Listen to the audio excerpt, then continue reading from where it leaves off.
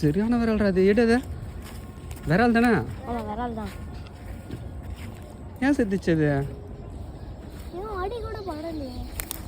இது வாழைப்பூச்சி இல்லை, வாழைப்பூச்சி இல்லைடா, வால் மட்டும் எடு.